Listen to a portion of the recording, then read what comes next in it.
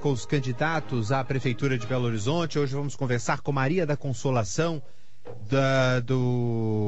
Ela tem 49 anos, é natural de Belo Horizonte, é professora dos ensinos fundamental e universitário, também doutora em educação pela USP, ex-diretora do Sindiúte e do Sindirrede. Maria da Consolação, muito bom dia, prazer tê-la aqui conosco nessa série de entrevistas. Bom dia aos ouvintes, prazer todo meu. Inicialmente eu queria que você dissesse a nós e aos ouvintes, seus eleitores ou não, por que é que eles deveriam escolher o seu nome para a Prefeitura de Belo Horizonte? Por que é que você se considera a melhor opção? Nós somos a candidatura que está apresentando uma proposta de transformação de Belo Horizonte. Nós do PSOL, PCB, estamos apresentando essa candidatura e nós também somos uma candidatura que estamos apresentando um convite à população para construirmos uma outra política. Hoje a política está mercantilizada, está se transformando em uma negociata. Então, os acordos são feitos para garantir tempo na televisão, pelos financiamentos que são feitos. E a nossa candidatura, ela apresenta essa convicção de que é urgente e necessário transformarmos a política. Nós temos que recuperar a política como espaço de convivência humana, de construção coletiva do bem viver na nossa sociedade. Então, nós estamos apresentando esse convite. Então, nós temos propostas para a cidade e temos esse convite para a cidade. Vamos recuperar a política, participar das decisões da vida da nossa cidade, para que nossa cidade seja, de fato, um lugar bom para vivermos. Como você tem uma larga experiência em educação, é doutora pelo assunto, ex-diretora do Sindiúte, quer dizer, ainda é professora, conhece a questão de dentro. Vamos começar pela educação, então? Podemos começar. Quais seriam as suas propostas para esse setor em nossa cidade? A primeira questão é que, para melhorar a escola, nós precisamos valorizar quem está dentro da escola.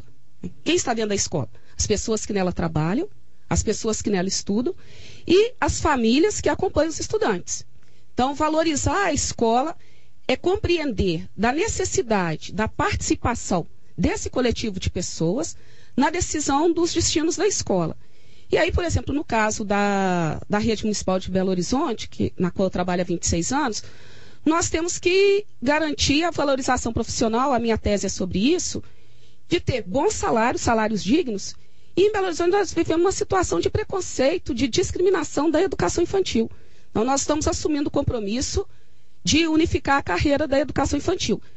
Hoje as professoras da educação infantil recebem um salário inferior, são tratadas numa carreira à parte, e nós sabemos que na nossa sociedade ninguém fala assim, um médico tem que receber menos porque ele é pediatra e tem que receber mais porque é geriatra. Não é a idade da pessoa com a qual a gente convive que vai determinar o salário.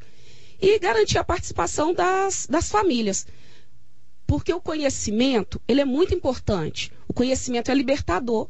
É uma construção, né? E é uma construção coletiva. É um processo de construção da sociedade que nós queremos. E nós temos que ter a participação das famílias e de quem está dentro da escola, e aí dos profissionais, para construirmos coletivamente qual a sociedade que nós queremos. Melhorar a nossa sociedade. Porque o acesso ao conhecimento garante que a pessoa, eu sempre digo isso para os meus estudantes e as minhas estudantes, a gente estuda, não é só para ter a oportunidade de ter um bom emprego, também. Mas a gente estuda para ter acesso ao conhecimento, para saber das coisas. E com isso, nós não corremos risco de ser enganado. Porque a pessoa que tem mais informação tem mais chance de discernir, né, diante das decisões na vida. Candidata, bom dia. Bom dia. A senhora tocou aí na questão da educação infantil. Houve uma greve longa, né? Nesse ano, com 40 dias de greve, se não me engano. 45. E terminou com a apresentação de um plano de lei que propõe transformar o cargo de educador em professor da educação infantil. Esse plano não atenderia exatamente ao que a categoria esperava, mas ainda assim pôs fim à greve. Esse é o principal gargalo? A educação infantil é o principal gargalo? Porque a gente vê tantos outros problemas, esses problemas que a gente vai vendo ao longo do desenvolver dessa escola, eles começam exatamente ali nesse gargalo da educação infantil? Bom, primeiro, no caso da educação infantil, a proposta que a prefeitura apresentou, ela não atende reivindicação porque ela mantém a carreira separada. Né? Então, a reivindicação é carreira única. E isso está na lei do piso nacional. Nenhuma professora, nenhum professor deve receber diferente por causa da idade da pessoa que atende. Sim. A diferença é em função da formação, né? Então, e hoje a maioria das professoras da educação infantil tem a mesma formação que as professoras e os professores do ensino fundamental, que é o curso superior, e várias têm pós-graduação. Então, é receber o mesmo salário. A outra coisa nós temos um desafio na nossa cidade que é como atender a demanda da educação infantil, e aí o direito da criança de ter acesso à educação, e a educação infantil tem a ver com esse direito da criança de ter acesso à educação, de ter esse espaço de construção de conhecimento, mas também tem a ver com o direito das famílias de ter onde deixar as crianças, né? Uhum. Porque hoje as nossas famílias, todo mundo trabalha o dia todo, e as nossas crianças têm que ter esse espaço de segurança. Mas temos que ter também uma política para as outras etapas da infância, para a adolescência e também para a juventude. Hoje a prefeitura ela fechou as escolas de ensino médio e o Estado não atende à demanda do ensino médio, e nós precisamos ter centros públicos de formação profissional na cidade para garantir esse acesso da nossa juventude. E para isso temos que pensar também que essa locomoção da juventude na cidade, ela precisa ter passe livre. Se você não tem escola perto de casa, como você vai continuar estudando? Né? Então, Belo Horizonte tem que garantir passe livre para a juventude, para ter acesso dentro dessa também perspectiva à escola. De pais que não têm onde deixar seus filhos, da falta de creches ou da falta de creches mais qualificadas, que não sejam só depósitos de crianças, etc. A senhora defenderia a manutenção de programas, por exemplo, como o Escola Viva, o Escola Integral, lembrando que em 2010, aproximadamente, cada aluno do programa custava alguma coisa como R$50 para os cofres públicos, isso porque o programa é feito em parceria com a comunidade. Qual é o problema da escola integrada? Né? A prefeitura não cumpre a lei que fala que é educação de tempo integral. E educação de tempo integral é outra coisa. A escola integrada, ela trabalha na seguinte perspectiva. Ela deixa a criança mais tempo na escola, mas ela trabalha com a lógica de monitores, com estagiários, ou seja, voluntários. Então, você trabalha numa perspectiva de precarização do trabalho docente. Nós vamos investir na escola de tempo integral, tem recursos para isso, tem recursos do governo federal, mas qualificando e profissionalizando. E hoje, é muito interessante, a pessoa que trabalha na escola integrada não tem tempo para conversar com as professoras que atendem a mesma criança. É tudo desarticulado. Então, um projeto para garantir a permanência da criança o dia todo na escola, com qualidade, precisa ser articulado entre os profissionais, esse trabalho, e os profissionais precisam ter as mesmas garantias e os mesmos direitos trabalhistas. Você não pode fazer um trabalho precarizando a situação profissional. Onde estão esses recursos federais que poderiam ser aplicados dessa forma, existem para serem aplicados dessa forma e não estão sendo? Aproveitando que a gente está falando de recurso, eu queria saber se a senhora defende o que diz a nossa lei orgânica, a aplicação de 30% das receitas para a educação. Eu defendo, está lá na lei orgânica, tem que ser cumprido. Esse é o embate que o Sindirrede tem feito com a prefeitura, porque a prefeitura não cumpre a legislação. Nós temos recursos que são os recursos do repasse, do dinheiro do Fundeb, e os demais impostos que a prefeitura tem que garantir também de colocar na educação. Qual é o problema hoje? É a questão da fiscalização e da transparência. Eu sou conselheira do Fundeb. Eu passei 2 anos representando os trabalhadores, 2 anos solicitando à prefeitura a documentação para verificar se de fato a prefeitura estava aplicando corretamente o dinheiro do Fundeb. Após 2 anos, a prefeitura mandou um documento dizendo que essa reivindicação procedia. A prefeitura levou 2 anos para reconhecer que ela deveria entregar a documentação para ser fiscalizada. Então, nós temos que ter transparência. Por isso, nós estamos propondo a radicalização da democracia na nossa cidade. A nossa cidade precisa conhecer. Nós pagamos impostos. Quanto de dinheiro é arrecadado de impostos? E nós precisamos decidir coletivamente onde nós vamos investir esse dinheiro. E como vamos investir? Porque hoje, quem define os investimentos dos recursos públicos na cidade tem sido os financiadores de campanha. Por isso, nós temos levantado essa questão. A doação para alguma candidatura é sempre um ato político. Uhum. No nosso caso, nós não aceitamos dinheiro de empresas. Porque as empresas, elas não fazem doação, elas fazem um investimento. Elas estão investindo para, após as eleições, terem retorno através das licitações dos contratos que vão fazer. Então, nesse sentido, nós temos que garantir o financiamento público da campanha. Então, a nossa campanha recebe dinheiro de pessoas. E nós temos que garantir essa transparência do dinheiro e definir na cidade. Então, hoje as candidaturas recebem o dinheiro e aí, a partir daí, pelos compromissos que assumiram, vão definir as suas prioridades. E acaba a educação não sendo prioridade. Né? Uma das coisas que a gente tem visto que é colocado como prioridade é fazer e refazer obras dentro da cidade. Né? A cidade faz tempo toda quebrada e as obras não terminam. Por quê? Porque tem um acordo com as empreiteiras que financiaram as candidaturas. Agora são 10h41. Participa conosco também da conversa, da entrevista que estamos fazendo hoje com a candidata Maria da Consolação, do PSOL PCB, a arquiteta e urbanista Cláudia Pires, que apresenta diariamente aqui na CBN de Belo Horizonte, o nosso Mais BH. Olá, Cláudia, bem-vinda à nossa conversa. Obrigada, Marcelo. Bom dia, candidata. Eu gostaria, primeiramente, de perguntar à senhora a respeito de uma proposta do seu programa de governo relacionada à reforma urbana. A senhora falou agora, no atual momento, a questão do financiamento de campanha, falou a respeito do aumento das questões da justiça social frente aos problemas da cidade. Eu gostaria que a senhora comentasse esse ponto do programa de governo relativo à questão das ocupações, da política habitacional do município e principalmente das políticas ligadas ao desenvolvimento urbano. Gostaria que a senhora comentasse isso para a gente, se eleita for, como fará com que a reforma urbana seja um item de pauta dentro da cidade de Belo Horizonte. Primeiro, as ocupações urbanas. Né? A nossa proposta é de legalizar as ocupações urbanas e de urbanizar. Além disso, garantir os títulos de posse. Porque para essas ocupações atuais, mas temos ocupações antigas, né, como a VDA, onde eu cresci, que algumas pessoas ainda não têm o título de posse há mais de 50 anos que vivem nesses locais. Temos que aproveitar o estatuto da cidade para ocuparmos os prédios, reformarmos e ocuparmos os prédios abandonados no centro da cidade.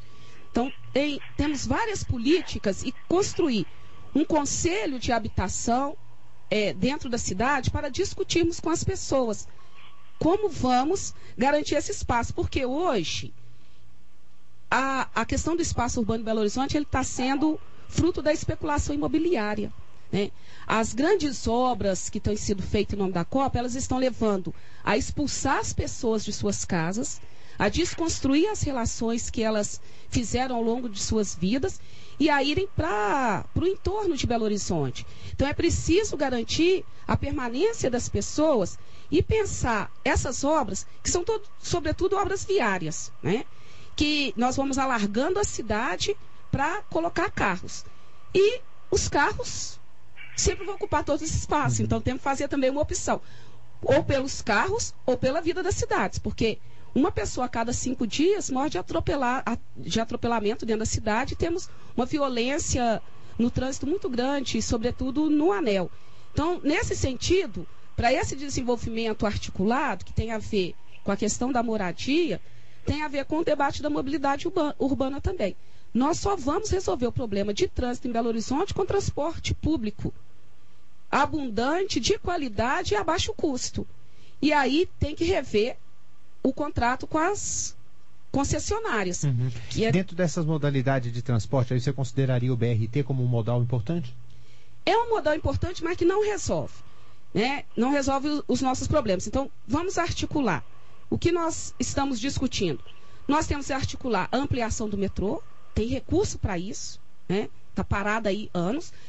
Temos que fazer um debate com as prefeituras da região metropolitana de recuperarmos os trens urbanos. Né?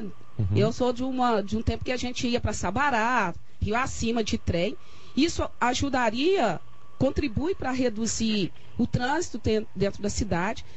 A garantia do passe livre para todos os estudantes, passe livre aos finais de semana para as pessoas locomoverem dentro da cidade e discutir com a região metropolitana e aí com as outras prefeituras a integração do cartão, né? Hoje a pessoa está no ponto de ônibus, indo para o mesmo destino, passa um ônibus que tem o BH Bus e que tem o OTI, mas ele só tem um cartão e não tem condição de tirar o dinheiro do bolso para pegar, né, de trocar o alternativo. Então, como entrega isso? Fazer essa integração. Mas aí tem que enfrentar o poder das empresas que controlam o transporte coletivo. Nós vamos rever esses contratos, porque esses contratos garantem até 2028 que todo dia 29 de dezembro tenha reajuste, independente de qualquer coisa. E nós queremos a redução do preço da passagem até chegar à tarifa zero.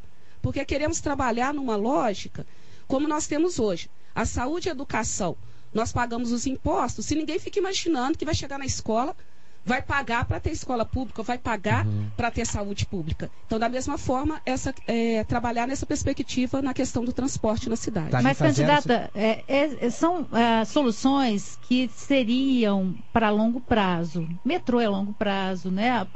Os trens metropolitanos, a reativação também é longo prazo. E emergencial, que poderia ser feito porque o trânsito está um nó em Belo Horizonte. A priorização dos carros é verdade e muitas vezes é necessidade porque as pessoas não conseguem ir trabalham na Pampulha e moram em Contagem e não tem um ônibus que vá diretamente para lá, não tem como fazer esse transporte, acaba sim utilizando o carro. Quer dizer, quais são as medidas que podem ser tomadas já? Porque é isso que a população quer saber. Como é que vai melhorar a minha vida a partir de então? A partir do primeiro dia. Pois não, Cláudia.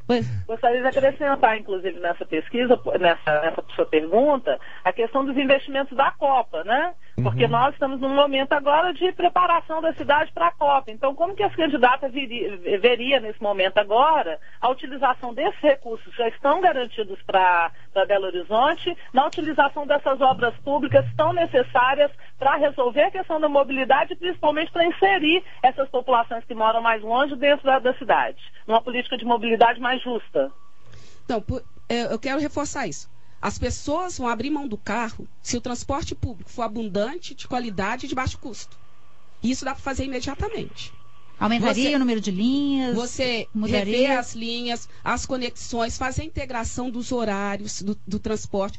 Investir, por exemplo, na questão das bicicletas públicas para as pequenas distâncias. Investir nas ciclovias. Nas ciclovias hoje... e nas bicicletas que seriam emprestadas, né, pelo poder público. Isso. Sim. Em várias cidades do mundo existe isso. Você pega o trem... pega numa estação do metrô, deixa em outra, né? Garantir no metrô espaço para as pessoas poderem levar suas bicicletas, os decks nos ônibus. Então, tem questões que elas são imediatas, que nós podemos fazer. O que eu chamo a atenção não tem sido feito hoje, porque as famílias que financiam as candidaturas, elas são as famílias que controlam o transporte, então não tem interesse. Então, esse enfrentamento é o primeiro, né?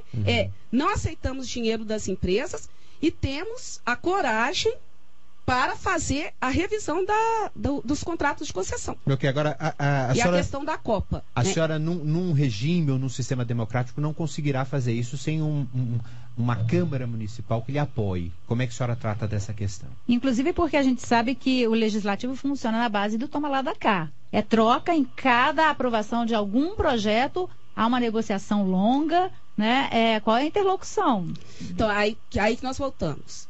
As pessoas da nossa cidade hoje, não somos só nós, tem várias pessoas, centenas de pessoas na nossa cidade que querem uma outra política. Nós não podemos fazer a política que o representante eleito para a Câmara vai ser negociata. Não é isso. Representante, vereador, vereadora, tem que votar a legislação que atenda à melhoria da vida do povo. E aí a população, quando nós dizemos que tem que radicalizar a democracia, as pessoas têm que participar, vamos ocupar, já tem juventude ocupando a Câmara, forçou aí, não tem aumento, né? Forçou o voto aberto, vamos junto com essa juventude ocupar, chamar a população, vou ocupar a Câmara para exigir que os vereadores e as vereadoras votem nas propostas da população. Então, é mudar a política, é construir uma outra relação, é tirar a política dessa forma mercantilizada do negócio, do toma lá da cá, fazer a política enquanto exercício de construção coletiva da cidadania. E aí, nós que vivemos nessa cidade, que trabalhamos, que pagamos impostos, nós temos que ocupar esse espaço. Já tem várias pessoas ocupando. Temos que engrossar essa ocupação. Enquanto prefeita, vamos dar todo o apoio, convidar as pessoas, participar e incentivar essa participação na cidade. A senhora considera que nos últimos 4 anos houve uma oposição atuante na Câmara Municipal aqui em Belo Horizonte? Eu não vou dizer uma oposição atuante, uma ou outra pessoa na Câmara talvez, mas vou dizer que tem uma oposição atuante na cidade. O que eu estou chamando a atenção é que tem pessoas na nossa cidade que compartilham dessa mesma convicção que nós temos da construção de uma nova política. E essas pessoas, sobretudo juventude, elas não estão esperando o poder público tomar uma atitude.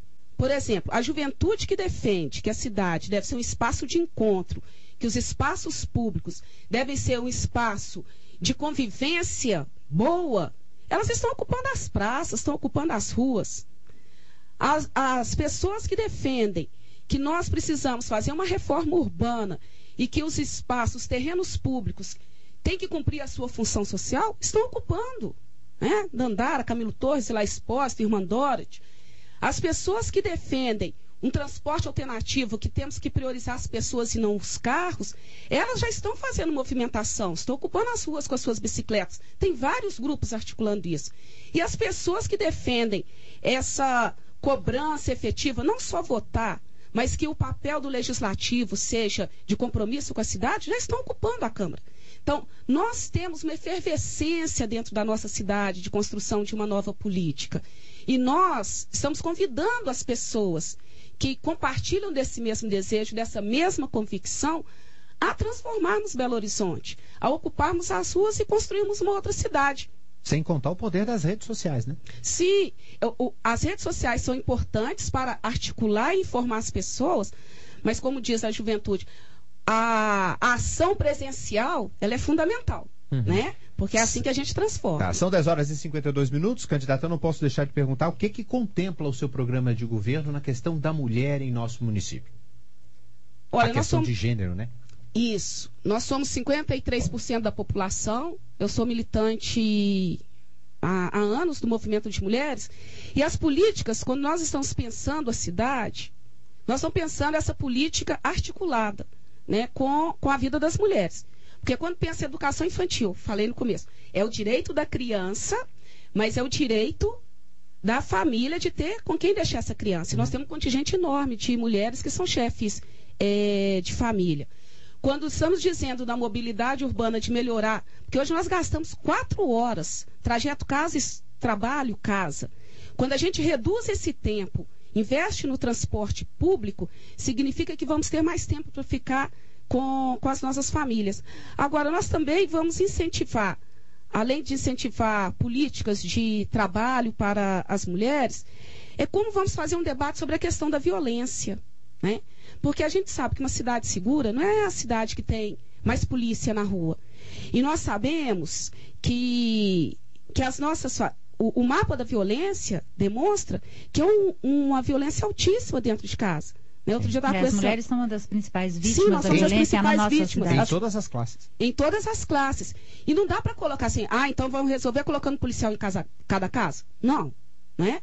Nós temos que ter um processo de garantir um empoderamento das mulheres, que elas possam ter condições de viverem de ter seus recursos financeiros. Então tem que ter política para garantir trabalho para as mulheres. Temos que aumentar, né, ter uma casa-abrigo, tem que ter um número de casa-abrigo para acolher as mulheres que estão nessa situação, conversar com o governo do estado para garantir o aumento das delegacias e do atendimento às mulheres vítimas de violência dentro da cidade e construirmos uma política. Então, usar o recurso público hoje, que, por exemplo, é feito de propaganda, que é autopromoção governamental, para fazermos campanhas educativas. O governo do Equador fez uma campanha muito interessante, né? A campanha chama assim, Acorda Equador. Machismo é violência. Então, nós podemos fazer um processo de educação da nossa sociedade e um debate de construção coletiva. A cidade que nós queremos viver, o mundo que nós queremos viver, é um mundo sem violência. E temos que ter políticas e ações concretas para combater todas as formas de violência. E, principalmente, nesse caso, a violência doméstica. Candidata, 49% da população de Belo Horizonte não estão satisfeitos com a saúde na capital. Durante a reportagem, uma série de reportagens que fizemos aqui na CBN Belo Horizonte sobre saúde, o que foi apontado? Falta de médicos nos postos de saúde e no programa Saúde da Família. Mas os médicos não estão interessados em ingressar em carreira pública. Eles dizem que os salários não são compatíveis, que eles são obrigados a fazer plantões de 24, 48 horas, o que realmente é humanamente impossível a gente pensar num bom atendimento de saúde com esse tipo de carga horária, com uma carga horária tão estafante. Qual é a sua proposta para a valorização de carreira no setor de saúde e também para resolver esses problemas de tantos gargalos? Então, a primeira questão que é importante, né, para a sociedade saber: Belo Horizonte é gestão plena do SUS. O que significa isso? A prefeitura faz o gerenciamento de todo o dinheiro do SUS, né? E ela faz o gerenciamento de como essa verba vai para todo o setor público e os hospitais privados da cidade. Então, nós temos condições de fazer uma boa política de saúde pública dentro da cidade. Uma primeira questão é completar as equipes de saúde da família. Nós temos praticamente 1/3 das equipes incompletas. Então, aí vai sobrecarregar as pessoas que estão trabalhando. Você tem que completar as equipes. Tem que garantir um modelo articulado, porque hoje você entra por várias portas, né? Você faz um atendimento, aí precisa de uma consulta especializada, tem um outro caminho. Então, nós precisamos construir um modelo articulado de atendimento que ele dê uma sequência nesse atendimento, para que isso também seja mais agilizado. E valorizar, né, a carreira profissional de todos os servidores da área da saúde da Prefeitura de Belo Horizonte. E através da realização dos concursos públicos e desse incentivo profissional. Porque nós que trabalhamos na Prefeitura temos acompanhado muito isso. E, sobretudo, uma coisa que aí tem a ver com a área da saúde e do funcionalismo público em geral. Nós temos que criar processos de democratização interna, porque hoje nós temos sido vítimas de muito assédio moral, né? De decisões mesmo, a senhora está falando? De decisões, né? O funcionalismo. E acabar, parar com esse hábito, que aí tem a ver com a política enquanto negociada, de transformar cargos na Prefeitura como cabide de emprego. Nós temos profissionais seríssimos, os nossos profissionais da Prefeitura são profissionais com longa carreira, conhecem, mesmo os novos. Nós temos um contingente muito grande de pessoas que têm mais de 20 anos de carreira nas várias áreas. Então, é incentivar esse profissional, porque a política de saúde, de educação, de transporte, nós temos que pensar a cidade não só enquanto aquele mandato de 4 anos, mas pensar a cidade para o longo. Você vai ficar um período, as outras pessoas vão vir, mas tem que ser um planejamento a longo prazo. Portanto, esse funcionário de carreira ele é fundamental para dar sequência. E aí criar processos internos de democratização, de escolhas das gerências, e não ficar pegando pessoas, porque é do meu partido, vem de tal. Tem um monte de gente que não é de Belo Horizonte, que está fazendo gerenciamento, que não conhece nada de Belo Horizonte e está em cargos de confiança dentro da Prefeitura. Aí não tem jeito do serviço dar certo. Candidata, a senhora tem 1 minuto para convencer os eleitores de que merecem o seu voto no dia 7 de outubro. Bom, eu quero convidar todas as pessoas que acreditam que é possível, que têm essa convicção, que é urgente e necessário construir uma outra política, que nós devemos ocupar as ruas para falar o que nós pensamos, para defender o que nós acreditamos, que nós não aceitamos, nós que não aceitamos que os ricos e poderosos, que o grande capital defina a nossa vida, porque nós é que trabalhamos, que construímos a cidade. Nós queremos convidar você a vir conosco, a participar da nossa campanha, pode convidar a gente, nós sentamos, fazer a reunião na sua casa, na sua rua, com seus amigos e amigas. Vamos combinar que nós podemos construir uma outra cidade. Nós sabemos que as urnas, elas são pequenas para os nossos sonhos, mas nós podemos depositar nelas o nosso futuro e a nossa convicção de transformar Belo Horizonte numa cidade boa para todo mundo. Maria da Consolação, candidata da coligação PSOL-PCB, foi um prazer tê-la aqui conosco nesta quinta-feira. Muito boa sorte para a sua campanha, até a próxima oportunidade. Eu que agradeço vocês Obrigada, pela candidata. oportunidade, agradeço os ouvintes também pela atenção. Agradecemos também a participação de Cláudia Pires conosco, lembrando que amanhã